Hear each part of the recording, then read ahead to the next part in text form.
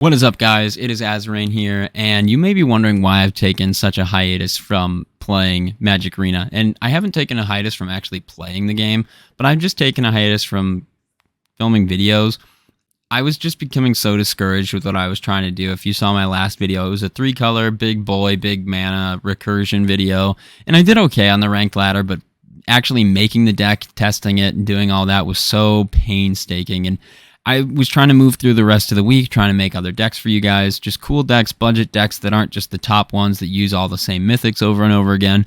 And I was struggling so hard to actually just compete in the ranked ladder and actually win some matches.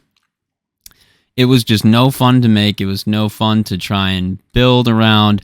There was a time I've been working on an Esper deck, an Esper artifact vehicle deck, and I'm having a lot of fun with it in the unranked ladder. I take it right into ranked, and I kid you not, I faced mono white, who had a perfect turn 1 through 4, just decked me. Next game, mono white, perfect turn 1 through 4. Next game, Naya humans. Next game, Zora's Control. Next game, Naya humans. Next game, Esper planeswalkers, and I lost every game. I was dumbfounded. I was so upset. I was like, I have this cool deck that competes so well in the casual ladder, and then I just get absolutely just punched in the face when I go into the ranked ladder, and it just wasn't fun. And I really think that new Capena is going to shake up the meta in so many ways. So what I want to dedicate this video to today is just looking at some cards from new Capena and just basically talking about them, saying how cool they are. And I'm a big 3-color guy, so I really want to just talk about these new cards that are just I really hope that they just change the meta, just turn it on its head and get away from this mono white aggro style.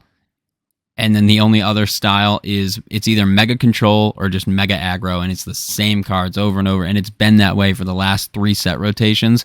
Mono white has just been king. The same cards, a few little pieces get added in, but there are no new decks. It's just making mono white better and just stuff like that. So anyway, we're going to get right into it. And we're going to start off, you'll have to forgive me, I forgot the house names, so you'll have to forgive me. We're just going to be looking at the different color pairings, and we're going to start off with, I love Sphinxes. Sphinx is my favorite creature type. It was my first commander deck, was just based around, their commander was not a Sphinx, it was a Send Triplets deck that was just all the Esper artifact Sphinxes. So we're going to get right in and talk about Rafine the Schemer. Okay, so it's got flying and ward 1, so whenever we attack, so the Esper house has got their ability is connive. So whenever we attack, target attacking creature connives X, where X is the number of attacking creatures. So to connive, we draw X and then discard X. Then we put a 1/1 counter on that creature for each non-land card discarded this way. I think, honestly, this card is built a little bit more for a commander. It seems like it could be kind of like a cool madness deck, like we're purposefully discarding, but it could be cool in standard, I guess. You make some creatures bigger, but the color pairing is way more towards control, and then this thing is wanting you to attack. It's legendary. I don't see this card being super big in standard, but I love what it's trying to do, especially for commander. All right, so the next is Lord Xander the Collector, and this is honestly probably my favorite card that has come out as one of the demon lords of the houses. So Lord Xander is 4 Grixis, so blue, black, red. He's a legendary vampire demon noble, and when he enters the battlefield, target opponent discards half the cards in their hand rounded down, so he controls their hand. Whenever he attacks, they mill half their library rounded down, and then whenever he dies, target opponent sacrifices half their non-land permanents. So I personally think just some Grixis ramp into Lord Xander, and then there are going to be some good ways to give him haste. He controls our opponent's hands, and then we can sacrifice him maybe, and it makes our opponent sacrifice all their stuff, or half their stuff. And he's a huge body. He's a 6/6. So I personally think that Lord Xander is super cool, and I can't wait to start brewing around this guy in standard. And next we have Zayatora the Incinerator. So for 3 and Jund, so 3 black, red, green, we get a legendary dragon demon. He's got flying. He's a 6/6. At the beginning of your end step, you may sacrifice another creature. When you do, Zayatora the Incinerator deals damage equal to that creature's power to any target, and you create 3 treasure tokens. Oh, I needed to take a breath after that one. Holy cow. So this guy just does a lot. So he's a 6/6 body in the air. And then at the beginning of our end step, we may sack another creature. So we could just try and do maybe something a little spell slinger-ish and try and use red and try and pump up what is it, their power, so we could just try and pump up a creature's power, maybe use some kind of thing like a prowess ability or something, and try and pump something up, so get our opponent down to maybe 12, 10, 8 life, and then pump something up, sacrifice it, bang, they're dead, and use Zayatora to just freaking zap somebody down. Seems kind of cool. And next we have Jetmir, Nexus of Revels.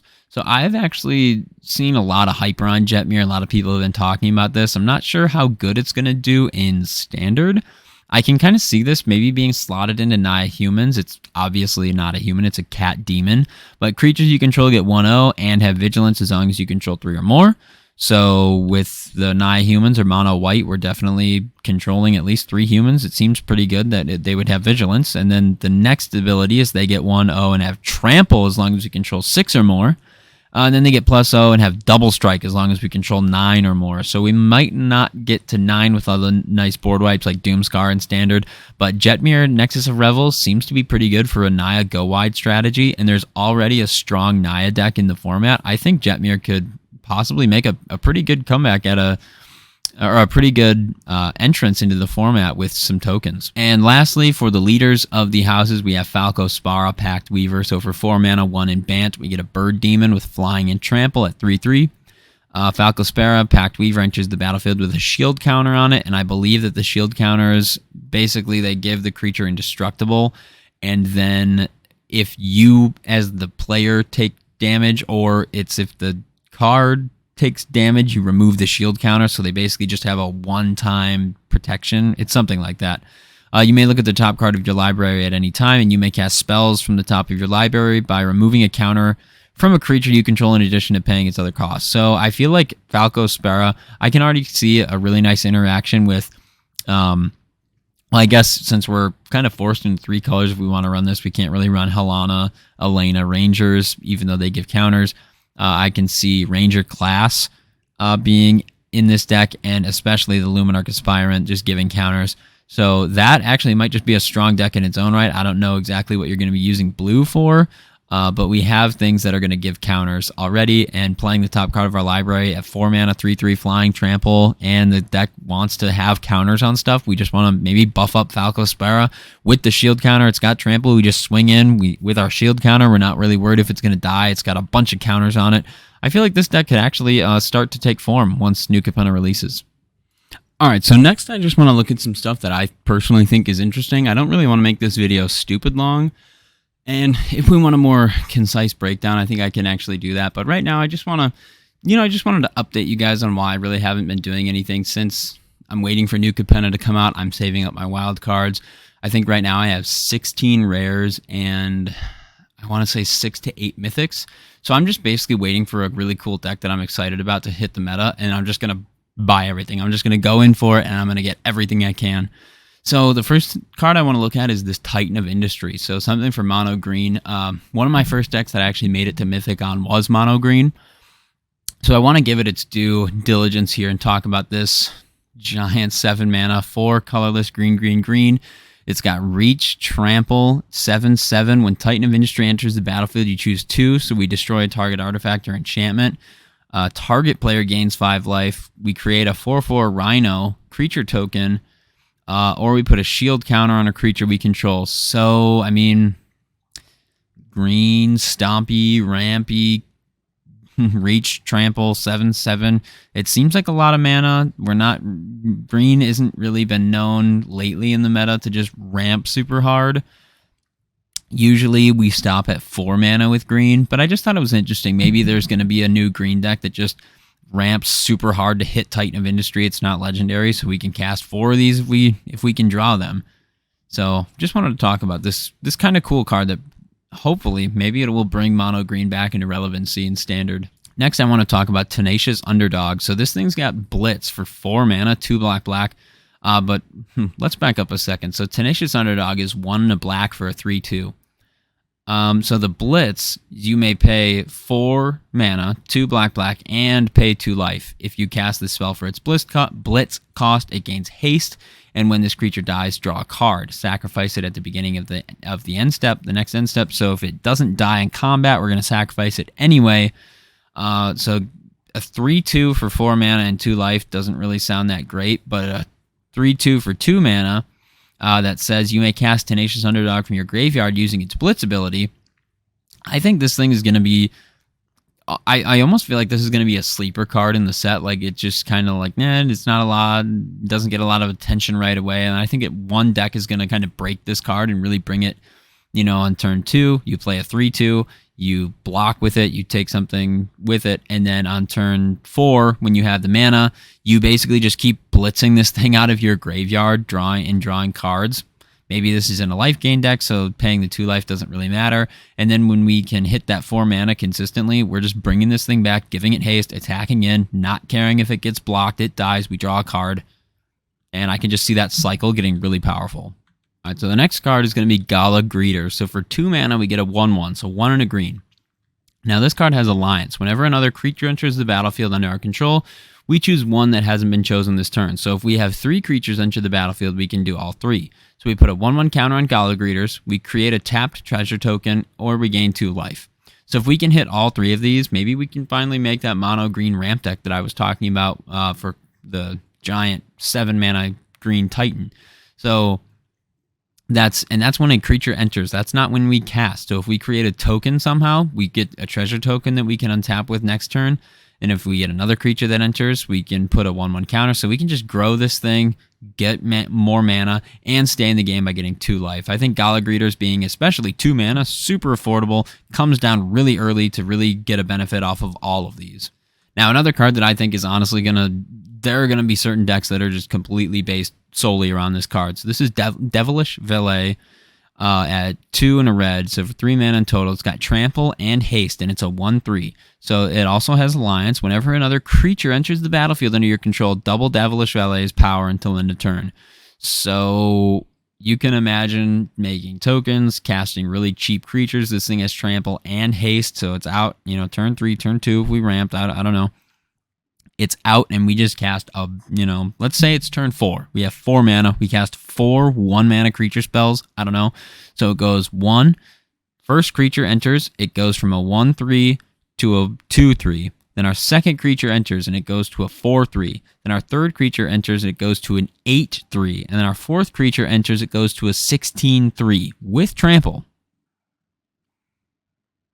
They have to chump block, and if they don't, they're going to 4 life if they haven't lost any life before then. I think Devilish Valet is going to be super cool, and a lot of decks are going to be based around this card. So next up, we have Elspeth Resplendent. We get Return of Elspeth, and she's looking really cool in her Art Deco outfit. This card makes me a little worried, as I said at the beginning of this video, that mono white is a plague on the format that has been around way too long on top. But Elspeth being 5 mana, it's either going to slot in perfectly to mono white being a 5th spot. So right now, the top end for mono white is the Wandering Emperor being at 4 mana. So Elspeth is either going to top mono white at 5, or it's going to be way too expensive for mono white, and mono white's not going to play this. But anyway, so for 5 mana, we get a 5 loyalty planeswalker with a +1 ability. Choose up to 1 target creature, put a 1/1 counter, and a counter from among flying, first strike, lifelink, or vigilance on it. So her +1 is just incredible for creatures. -3, look at the top 7 cards of your library. You may put a permanent card with mana value 3 or less from among them onto the battlefield with a shield counter on it. Put the rest at the bottom in a random order. So we basically get to get all of our creatures out. Mono white doesn't really top over 3 mana with creatures, and it gets a shield counter on it, so it's indestructible until that counter is removed. And then her -7, create 5 3/3 white angels with flying. We don't really care about the -7. The -3 is incredible, and the -3 is incredible. The +1 just keeps your creatures in the game. So Elspeth Resplendent is going to be really cool at 5 mana. So the other planeswalker that we have in the set is the mono green Vivian on the Hunt. So for 4 green, 6 mana in total. She starts out at 4 loyalty, and her +2, you may sacrifice a creature. If you do, search your library for a creature with mana value equal to 1 plus the sacrificed creature's mana value, and put it onto the battlefield. So not tapped or anything. So Vivian is going to just breeding pod something. Seems pretty good. Her next one is a +1 as well. Mill 5 cards. Put any number of creature cards milled this way into your hand. So she does what Ren in 7 does with lands, but with creatures. So again, that seems really good. And then -1, create a 4/4 Rhino Warrior token. So she creates protection, and that's what all the best planeswalkers, that's what Elspeth in the past used to do, is she'd come in and make those 3/1/1 blockers, and she's widely regarded as one of the best planeswalkers ever. So Vivian on the Hunt seems pretty good. Next, a card I really want to talk about is Bootleggers Stash. So it's a huge mana investment, being at 5, colorless, and a green. So not exactly the hardest to hit. So this could go into 3-color decks or something like that, because it's only 1 green hit. But for 6 mana, so we're not going to cast this until a little later in the game, lands you control have tap them, create a treasure token. So the treasure token we create is not tapped. We just basically, it's saying that our lands tap for any color, more or less. And if we wait till our opponent's end step, we tap all our lands, then we untap, we are going to double our mana to cast something huge. So I can see a lot of decks revolving around Bootlegger Stash to just want to do a bunch of stuff. We want to just play a bunch of lands and then sit, wait for the perfect moment. We're going to tap all our lands, make treasures, untap on our turn. Then when we... Oh, no, I guess it doesn't say when a land becomes tapped. We have to tap them to create a treasure. I was going to say if we tap a land for mana, then we also get a treasure. So it's like we're tripling our mana, but that's not it. But Bootlegger Stash is still really cool. All right, so before I get way too carried away with trying to go through all of these really awesome, really cool looking cards from the new set, I think I'm going to stop there because I really didn't want this video to get super long-winded.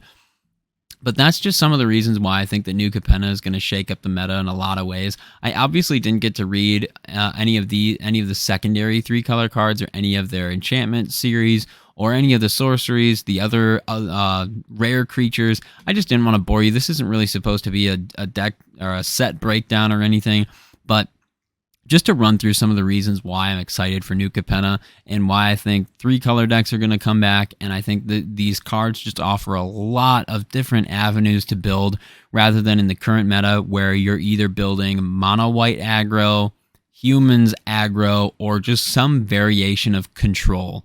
So there's not really any diversity in the ranked ladder right now, and it's becoming really stale. And I really think, I truly believe that new Capena is going to shake up the meta, and just standard is going to look completely different here in a couple weeks. And I'm so excited for it. I'm saving up my wild cards, my mythics, my rares. I'm ready to just invest into a deck that is going to beat mono white into a pulp. So I apologize for not making new videos. I appreciate you guys sticking with me. The viewer counts have been up, especially on videos based around control. So I'll keep that in mind moving forward. But if you made it this long, if you even care, I've been Azrain. Thanks for watching. And I can't wait to get into new Capena with you guys later this week. Thanks.